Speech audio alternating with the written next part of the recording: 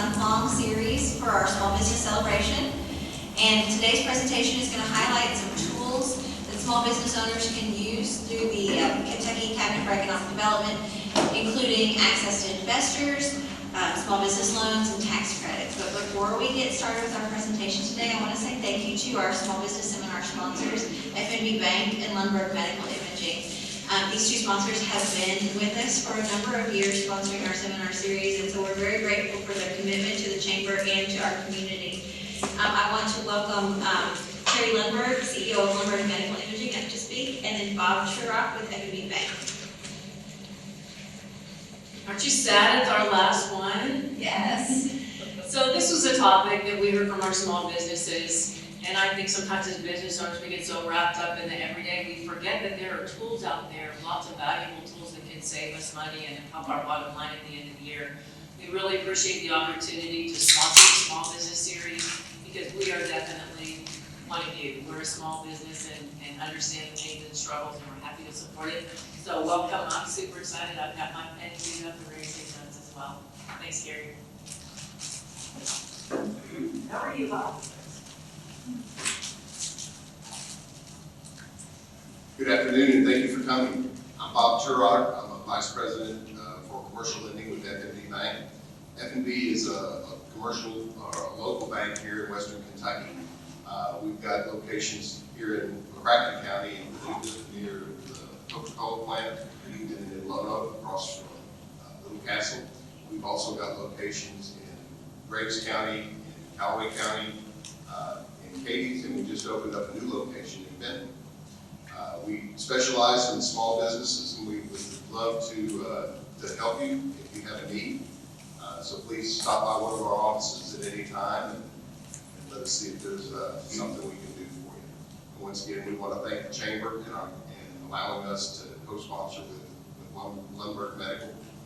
We believe in small businesses and hope that the seminars that we put forth this last 5 weeks you find beneficial. Thank you so much. Thank you, Terry. Thank you, Bob. So all of our seminars are being recorded. You'll be able to access those next week on our YouTube channel, and we'll be putting the links to those videos in our Monday e-news. So you can look for that or find them on our website at PaducahChamber.org. We want to say thank you to Jeff Pierce of Pierce Productions. Jeff is a member of the Chamber Board of Directors. He's volunteered his time to video these for us, and we're very thankful and grateful for his time to do that. I want to bring up a special guest, Todd Bloom. He's the owner of Paducah Beer Works. He has brought this delicious pizza for you all to have for lunch today. But he also serves on a state committee. He serves on the Kentucky Commission on Small Business Innovation and Advocacy. I just want Todd to tell you about that committee, the role that he plays, and why he feels like it's important for West Kentucky businesses to serve on a committee like that statewide. Todd?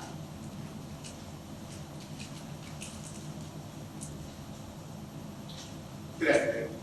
I'm Todd Bloom. I am the owner of Paducah Beer Works.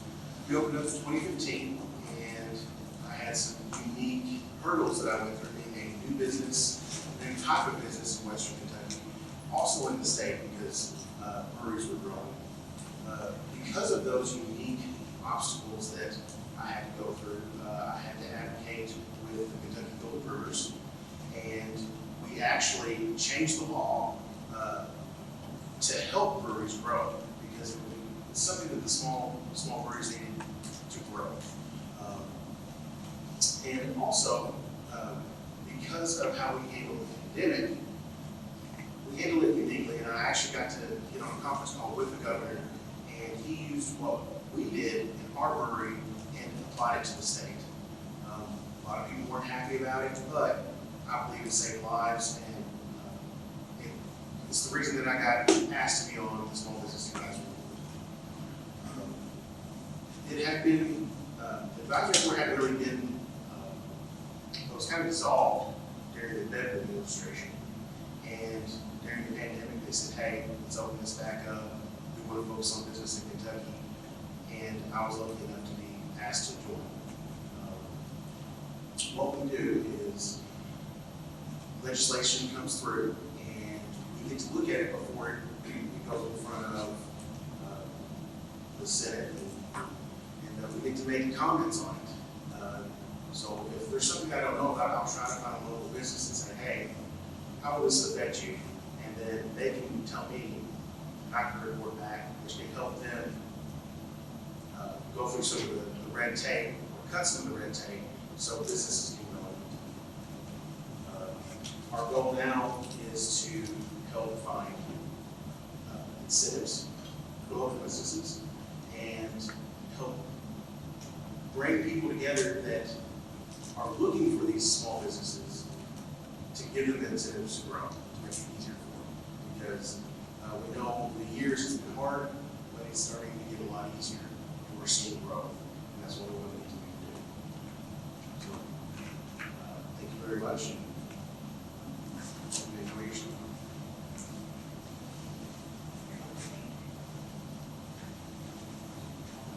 Thanks, Todd. Appreciate you being here today. Appreciate you bringing the pizza. So now I want to turn it over to Marilyn LeBourveau.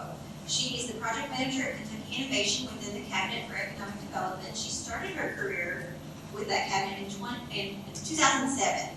She has previous experience in banking and government contracting, and from 1990 to 2006, she owned a landscape contracting business in Jefferson County. So she knows firsthand the benefits and challenges of being a small business owner.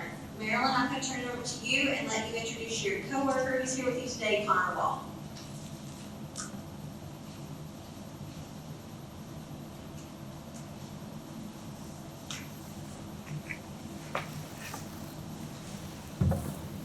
Good afternoon, and Carrie, thank you very much for that nice introduction. Yes, I'm Marilyn LeBourveau. I'm with the Kentucky Cabinet for Economic Development in Frankfort, Kentucky. I'm in the KY Innovation office. My coworker Connor Wall is here with me today. So we traveled over yesterday afternoon. We're always delighted to have an opportunity to get out and about the state.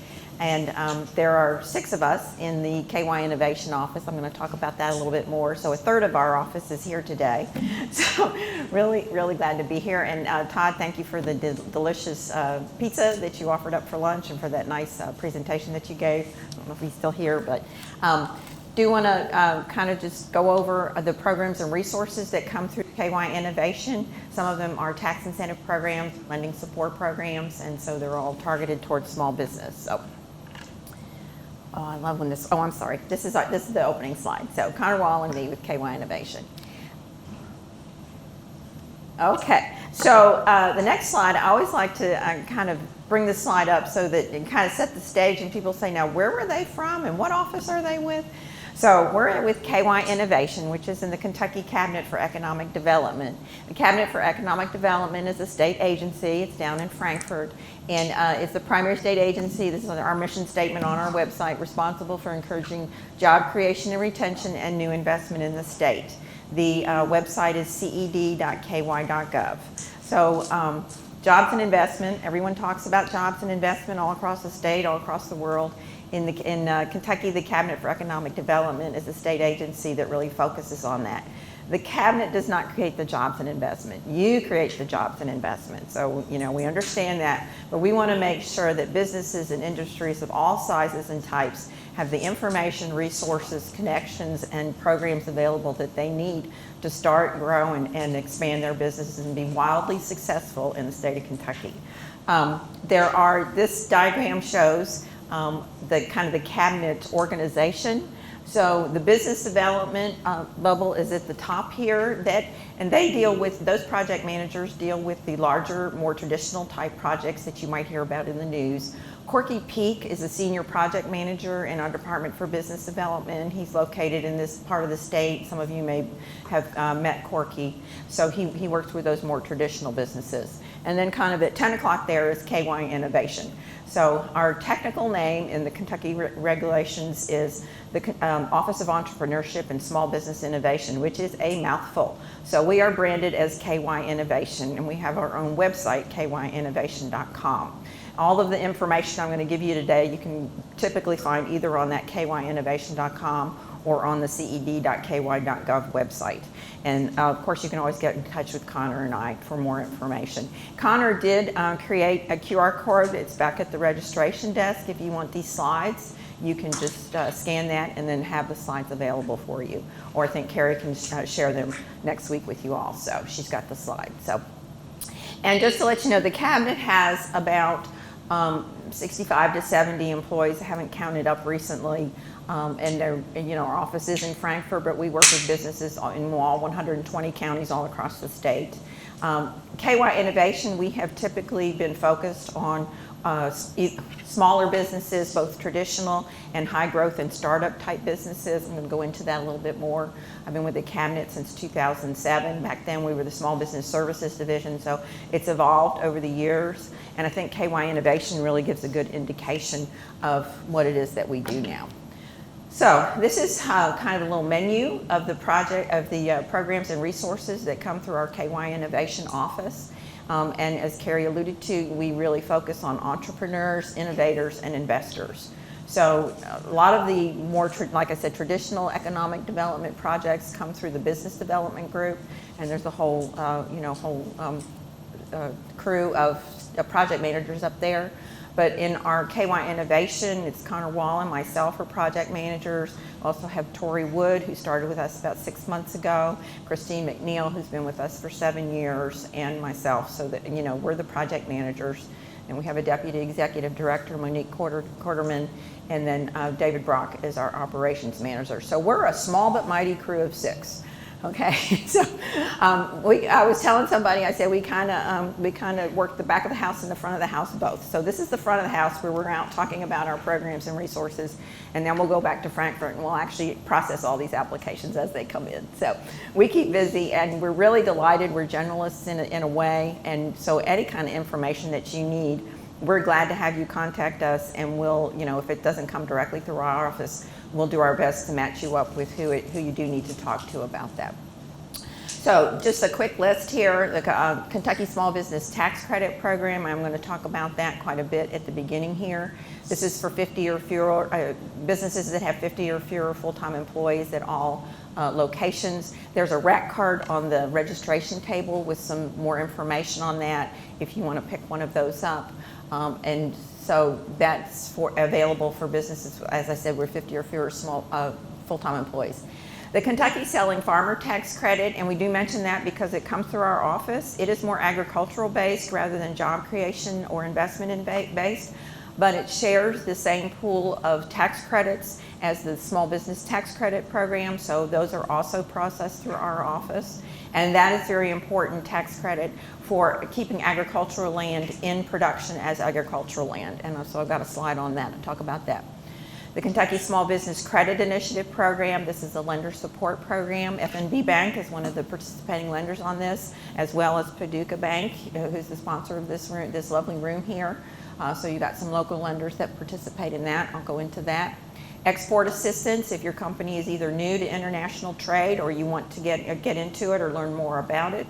That is a reimbursable grant through the Small Business Administration. Doesn't come directly through our KY Innovation office, but Mary Niekamp is the program manager in the cabinet, and we can connect you with her. The Angel Investment Tax Credit, and this goes to those investors in those high growth businesses where those high net worth individuals are making their personal investments. That's like Shark Tank, wanting to get a high return on their investment.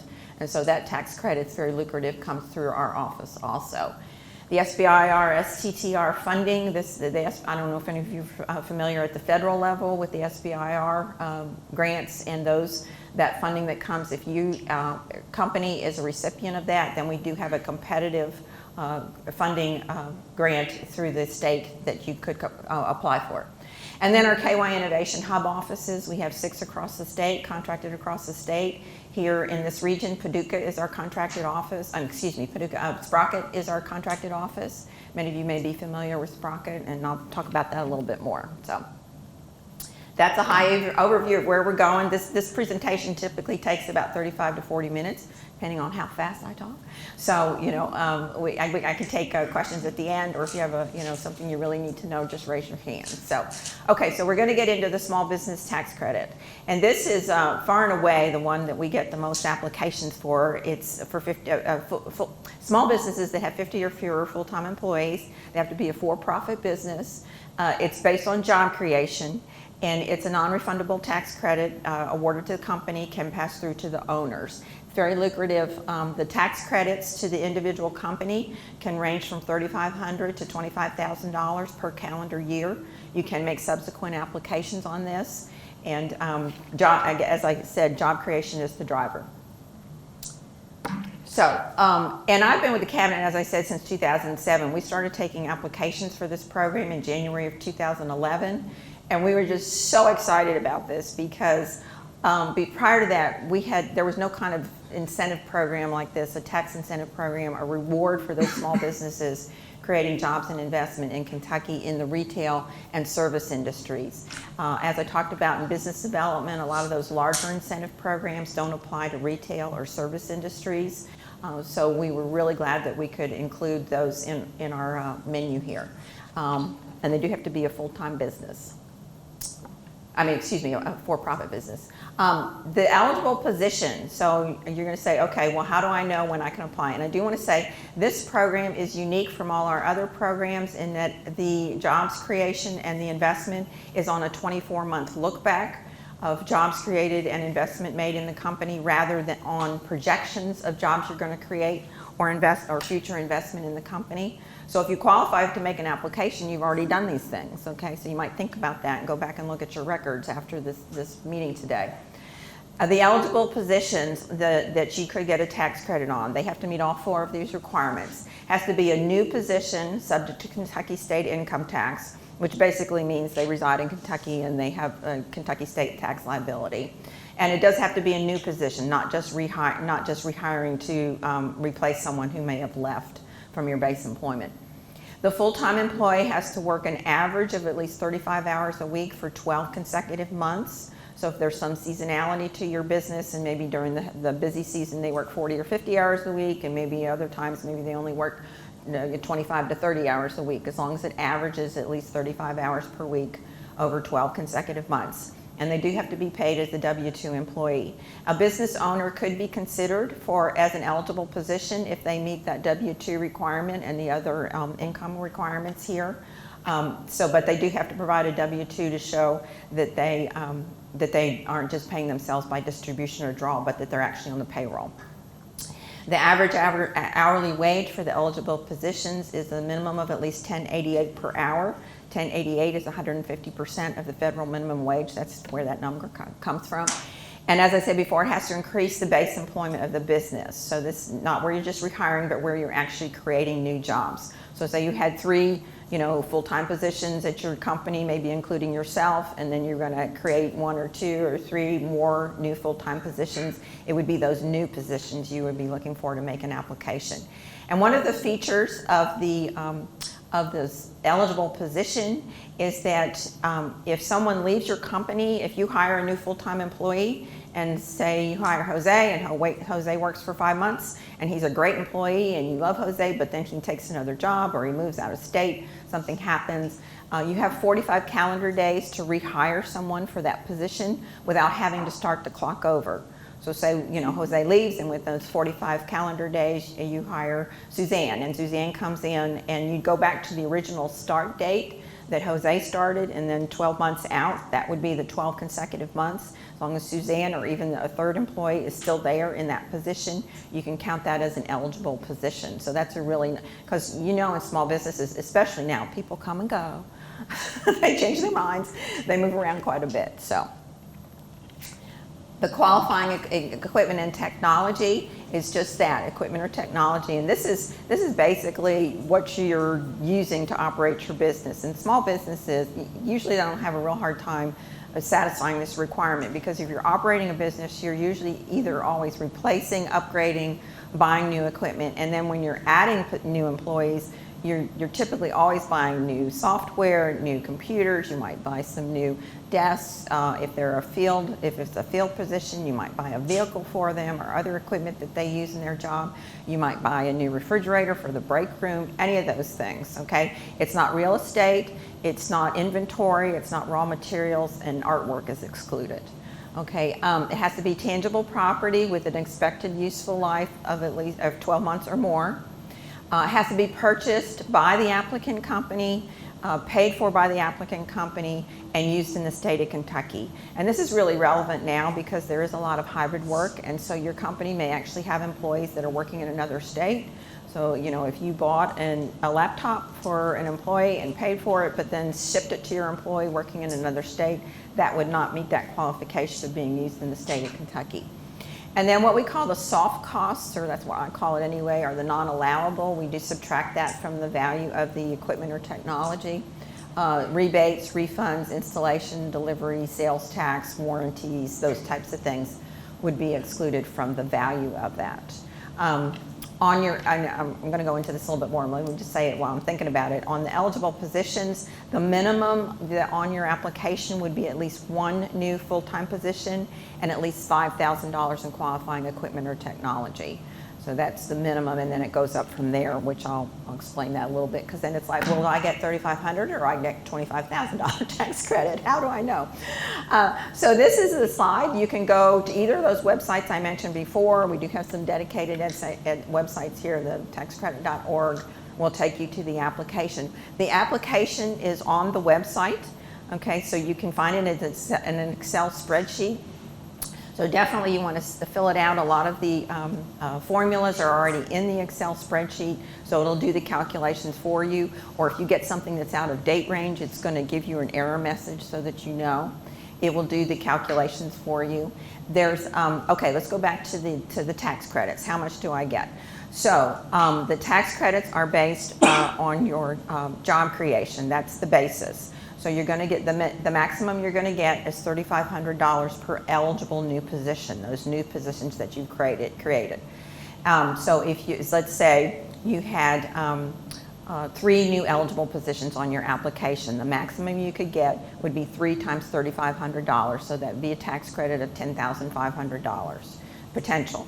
To get that full $10,500, you would have to have matching qualifying equipment or technology investment of at least $10,500. So say you put in your application, you got those 3 new employees, say your qualifying equipment or technology is $15,000, that's fine. Well, but the most you're ever going to get is $10,500 tax credit on that particular application. Say you put in the same application for those 3 eligible new positions and your qualifying equipment or technology is $9,000. You look through everything and the most you got is $9,000. That's fine, but the maximum amount of the tax credit is going to be the lesser of those 2. So it's going to be $9,000 tax credit. The tax credit is awarded to the company, but it can pass through if you're like a sub-S corporation or a limited liability company. That the tax credit can pass through to the owners. You work with your accountant in the Department of Revenue on that. And there's a 5-year carry forward on that. So say you got this $10,500 tax credit during 2022. You made your application and it was approved. And so the first time you would be able to use it is when you do your tax return, your state tax return for 2022, which is typically at the beginning of 2023. And you know, if you're in expansion mode, you're buying new equipment, you're hiring new employees, you might not have a tax liability for a couple years because you've had a lot of expenses. But say in 2025, say 3 years out, you've got an $8,000 tax liability after you do your taxes. That's fine. Well, you can just say, okay, well, I've done my taxes, I got this $8,000 tax liability.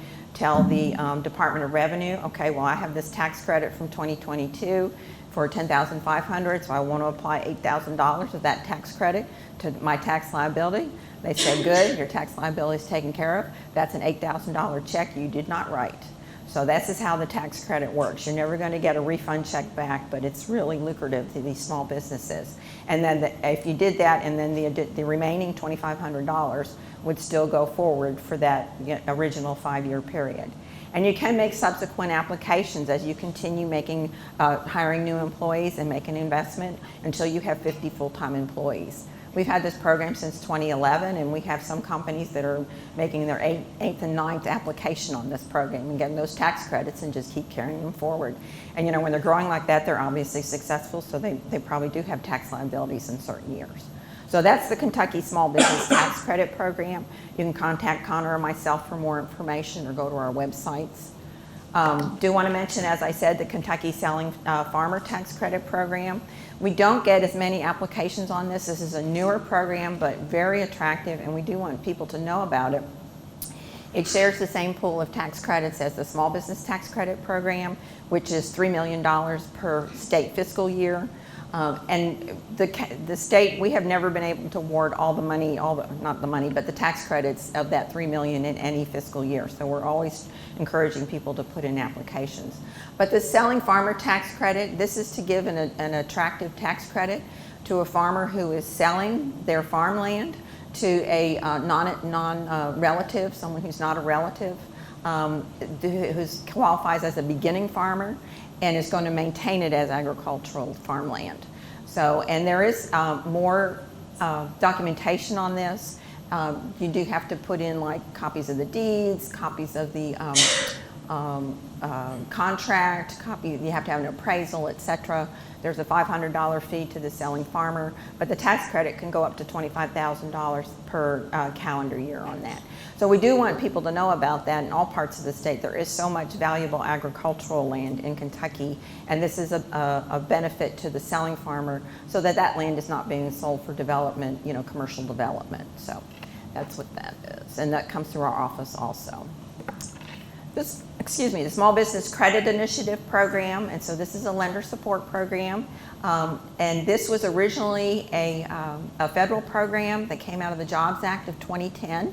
Many of you might have been in business back then, and in the third recession back, is what I always like to say, 2007, 8, 9, 10. And the federal government was just scrambling, trying to help lenders and other business associates help small businesses again. The lenders had funds to lend, but they were really a little freaked out because of what had happened during the recession and the losses they'd taken. So this was a tool to help the lenders underwrite loans that might just be outside their guidelines. And in particular, has developed, it's a collateral support program. The federal oversight on this program has expired, but the funds still remain within the Cabinet for Economic Development to support this program. Let me just go ahead a little bit more. So the way this works, these are the participating lenders in this area. As I mentioned, FNB Bank is one of the participating lenders. Paducah Bank that sponsors this room is one. And some of these are statewide and some of them are by county. Down in the little box down there, if you're in a different county, you can look up and see, and this is based on where the project is. So, and there's no cost for the lender to get enrolled in this. So how this works is, if you go into your lender and you say, okay, I want a loan for $100,000, we're going to keep it easy math, and you make your application and they're like, oh, we love you, we want to make this loan. It could be a startup, you could be an ongoing business, and it's going to be for collateral support, which is real estate or equipment, okay, fixed assets. They say, well, that's great, but your collateral only comes up to $70,000, and that's just too short for what our guidelines are here at this lending institution. But let us see, we're a participating lender with the state on this collateral support program, this credit initiative. Let's see if we can enroll it in that. So they send the credit file and their write-up and all the other information to us, and then we process it. So, and if it meets the guidelines, then the state could put up to 20% of the loan amount, so $20,000 on deposit with the lender as additional collateral for that loan. So that's either going to be a CD or a savings account. So the lenders really like that. It's cash collateral, they know where it is, and it doesn't devaluate. They know how much it's worth. And so now obviously you as the borrower, you still owe the full amount. But if there were to be a default on the loan after the lender goes through the liquidation, if there's a remaining balance, then they could come to us and say there's a remaining balance, what's our available amount, and get paid back that way. This was, and on this particular program, a small business on this goes by the Federal Small Business Administration classification, so it could be up to 500 employees. This could be for larger businesses. So the lenders really like this, and we're delighted to do these with them. But you work, if you're the business, you work with your lender, and the lender works with us. So if you go into your lender and they're not really familiar with this program, we'd be glad to either enroll them or give them more information about it. The lender makes the credit decision and underwrites the loan amount. We don't get involved in the credit decision. They have already, when they've submitted to the state, they have already said, yes, we have conditionally approved this loan internally, but we want to see if we can get it in the credit initiative. And the borrower does have to have equity investment in the project. So this is collateral support. It's not down payment assistance. It's so funny when you say collateral support, people hear down payment assistance, and that's not what it is. It's if there's a shortfall on collateral needed on a loan. So that's our credit initiative. And there is the federal government has put out a second round on this, which is going to be used in a little bit more different applications. There will be some more funds coming in probably to this. We've put in our application for this. The first round on this, Kentucky's allotment was $15.5 million, so that, you know, as the loans pay off, that money just keeps coming back in so we can support other loans. The second round at the federal level, I think Kentucky's amount is $117 million. Does that sound right, Connor? Yeah. So that's a big jump. Some of it may be going towards venture projects in the state of Kentucky. So we've got our application in, and we're waiting to hear on our application. So we'll get you more information on that as it comes out. The next is what I mentioned about the international trade, and this program comes through the Small Business Administration, which is also federal money. And again, this kind of came out of that recession way back. You know, we're on the 10th round of this now, where they were really trying to help small businesses. Typically, small businesses, when they're growing, if they've already saturated their domestic market, you know, then the next place to look is either government contracting and or selling internationally, depending on what their product or service is. So this is to help small businesses. It is a reimbursable grant. If they're either wanting to find out more about exporting, if they're already exporting and they have some other activities that they want to do related to their exporting, or if they're just new to exporting and they need some assistance getting into it. You can, the World Trade Center, the Kentucky World Trade Center gives an exporting 101 class. I do think it's a 2-day class. Maybe it's $1,200 or so to register, so that might help underwrite that expense for an employee at your company to go and look at exporting as an opportunity for your company.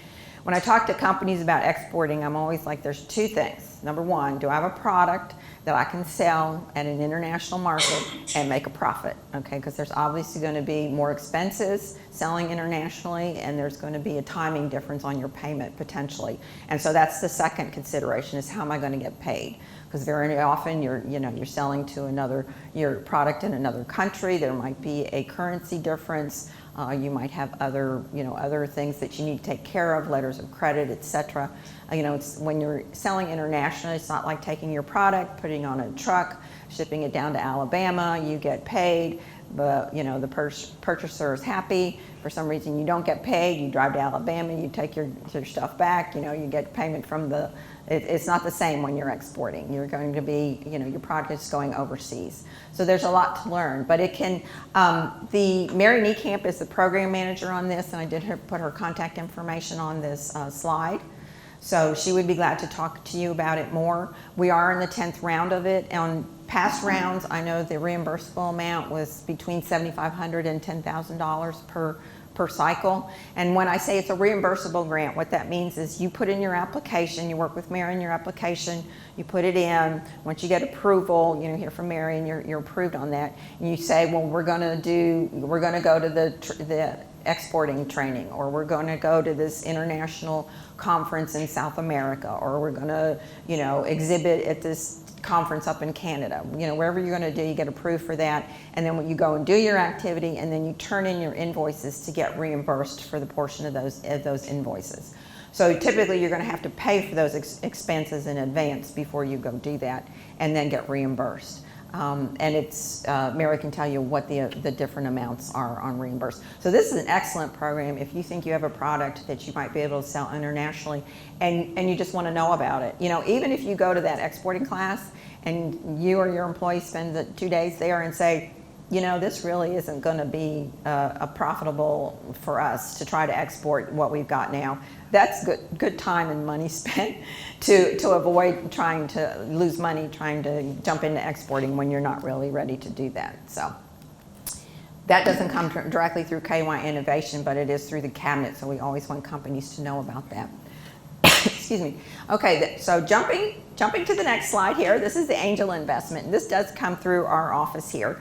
And so the angel investment tax credit, and this is an attractive tax credit for those high net worth individuals that are going to invest in qualified small businesses in the state of Kentucky. When I say qualified, these investments are not for traditional type businesses, retail and service type industries. These are for those high growth businesses. This is for those, when you see Shark Tank, okay, those kind of businesses.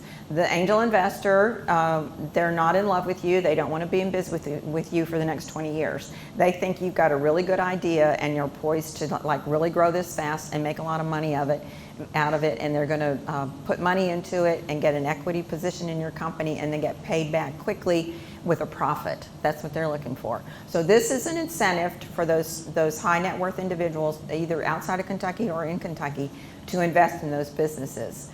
They can get in an enhanced county, which McCracken County is an enhanced county right now, up to 40% tax credit on their investment. So if they were making an investment of $100,000, they could get a $40,000 tax credit to be awarded. And the investor does not have to be in the state of Kentucky, because if they're not in Kentucky, they might not have a tax liability in the state of Kentucky. But if they're making the investment and get awarded that tax credit, they can transfer that to another individual taxpayer in the state of Kentucky. So they work with the Department of Revenue on that. And then they work that out financially between themselves. So as it said here, some of those qualifying business activities would be bioscience, environment, and energy technology, information technology and communications, material science and advanced manufacturing, health and human development. So this is typically, you've got to have something in your business that is new. It's either innovative. Very often people are using platforms or software that they've created. It's proprietary. It's not that they contracted somebody else to develop that software for them, or that they bought it off the shelf. It has to be something that they actually own that's kind of innovative. So you put the application in. Let me get to the next slide here. This one does have 3 different applications. The investor puts in an application, and they can do that at any time during the year. There's a $25 fee for that. We process that, and then they get qualified as an investor. The small business puts in an application. Again, there's a $25 fee, and they have to fit those classifications I mentioned in that other slide. So we process that, they get qualified for that year, and there's a $25 fee for that. So then when there's a matchup between the investor and that small business, and they say, okay, we're doing a round, and now it's time to put in your money, that's when the qualified investor puts in that qualified investment application and says, we're ready to put our money in. And those come through. There's a fee for that. It's $500 if the tax credit is $50,000 or less. And it's $1,000 if the tax credit is more than $50,000. So we process those. The investments have to be approved at our Kentucky Economic Development Finance Authority meeting, which is the last Thursday of each month. So the investor can't actually, pull the trigger and write that check to make that investment until it's approved at the KEDFA board meeting. Once the KEDFA board meeting approves it, then they have 80 calendar days to actually fund the investment and get documentation from the small business that they did do that, which is typically a stock certificate or something like that, and submit that to the cabinet, and then they get approved, and so they've got their tax credit. On these tax credits, there's a 15-year carry forward. Obviously, they're larger amounts very often, and it might take longer to be able to take advantage of that, so there's a 15-year carry forward. And they can make, we've got some investors that make investments in multiple companies.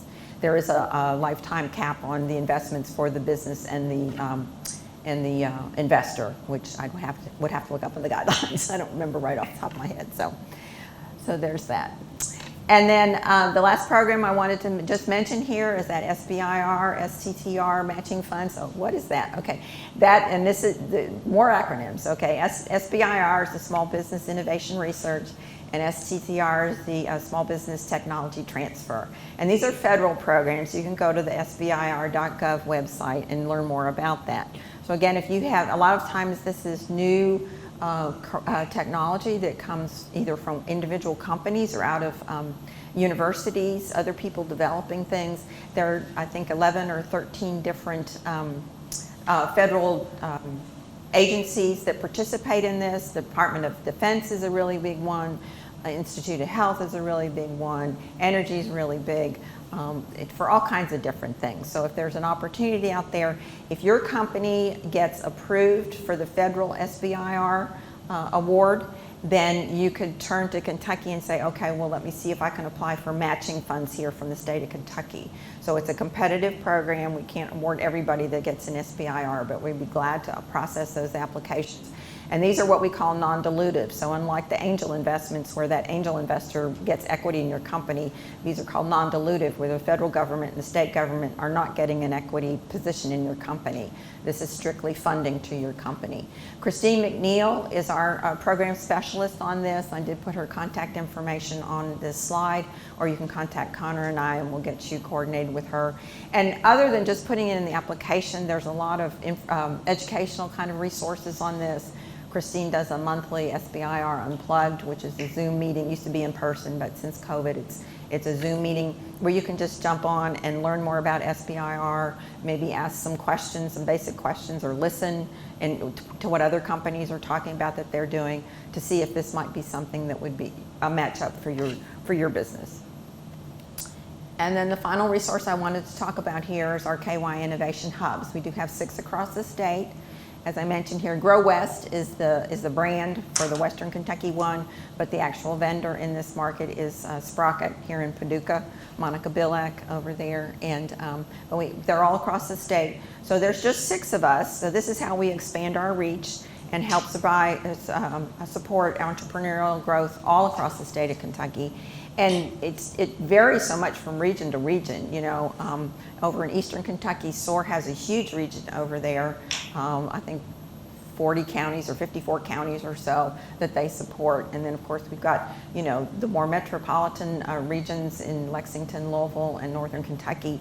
So this is the way we expand our reach. Our Create out of Bowling Green is going to be adding a counselor, I think, in Owensboro this upcoming year, contract year. So very often what happens is when if you contact us directly in our office, we'll go through these programs, help you kind of match up which ones are best for your business, you know, that could be a potential match for your business, and also resources in your area, such as our hub offices, the small business development centers, which we refer people to all the time. You know, they're more federal supported, but they're all over the state. They do an excellent job. And other, you know, the area development districts, the lenders in your area, etc.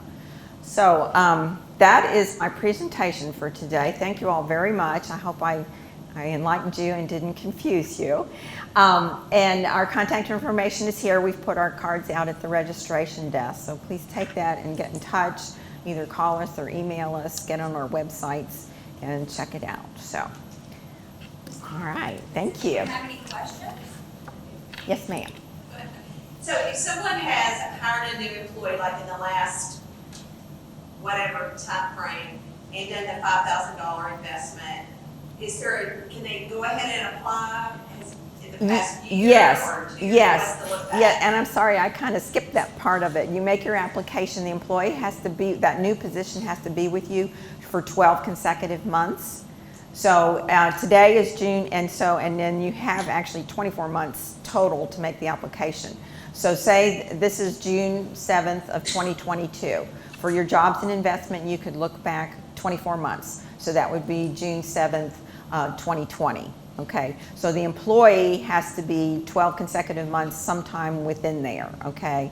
Your qualifying equipment or technology, it could be something they bought the first month of that date range, or it could be something they just bought last month. Okay, there's not really, it just has to be within 24 months. So, yeah, and you know, and I usually tell people too, well, if you know you're hiring 2 people, you know, next month, make yourself a note next year to look at this and see if you can put in an application, you know, 12 months out from when you're hiring those 2 employees. Is it for established businesses only or for brand new businesses? No, it could be a brand new business, but like I said, it could be the owner, because the base employment could go from 0 to 1 if it's just the owner, as long as they meet the qualifications. But they'd have to wait until they were actually employed by the business for 12 consecutive months. Good question. All right. Yes, ma'am. I can combine, well, actually, it was two of the grants or programs to have. I want new equipment, and I would like a new employee. And the one I looked at, she only was doing 25 hours. Your minimum is 35, so she would not tempt. Right. It's not full-time equivalent or part-time employees, and it's not contract employees. It would have to be a direct employee that works at least an average of 35 hours over the week. Over the year. But if you have a part-time employee or someone who's less than full-time, if at some point you move them up to full-time, you can, even though they're not really new to your company, that new full-time position, that would be from the day that employee actually starts working as a full-time employee. And so I would need to get in touch with you or Connor right away to facilitate that change. No, you would just do it. You'd have to wait until you'd had the full-time employee for 12 consecutive months to make application. Yeah, but you're welcome to get in touch with us anytime. We can kind of walk through your specific situation with you. And so singularly, I can apply for the grant for the equipment. It's not a grant, it's a tax credit. Tax credit. And yes, and I'm glad you asked that, because a lot of people do miss that. You do have to have both new jobs and new qualifying equipment or technology to get the tax credit on the small business tax credit program.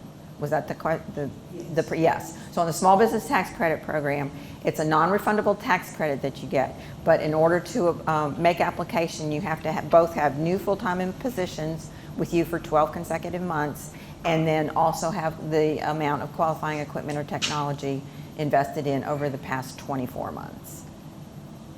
Yeah, and it is, I'm glad you brought that up, because it is non-refundable. You're never going to get a check back. It's always going to be applicable to your future tax liability. As I said, like, if you had an $8,000, right. Yes, you can use it like cash to apply to a future tax liability. So I shouldn't really say that like cash. They don't ever like that. It's a tax credit. When you go to a store and you buy something and you return it and they say, well, we can't give you cash, but we'll give you a store credit. It's like that, okay? It's a credit. So you can go in and get something else. So this applies to your tax credit. Good questions. Any other questions? The question about the angel investing. It Yes. said, the annual renewal. So if somebody is an angel investor, they applied, they got the certification, do they have to renew that every year? Or Yes. not until they make another investment? No, if they're going to make an investment, they do have to renew every year. So if they think they're going to, we would encourage them to go ahead, but they don't have to do it like January 1st or whatever.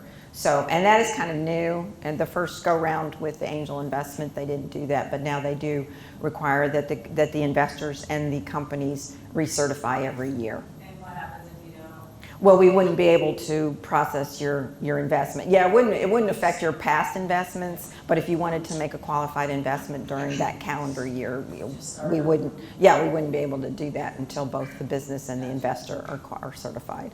And typically, I guess I shouldn't say this, but typically if they've been certified in the past, usually, unless something's really, really changed, they're going to get recertified the next year. But they do have to fill out the form and send in the $25. Good question. All right. Thank you so much. Thank you, Marilyn. Thank you, Marilyn and Connor, for traveling to Paducah for this. We appreciate it. I want to say thanks again to our seminar sponsors, F&B Bank and Lumber Medical Imaging. Thank you all for coming, especially the familiar faces who have signed up for more than one of our seminars. We appreciate it, and we hope you have gained something from each of those to take back to help you grow your small businesses. Thank you. Have a great day.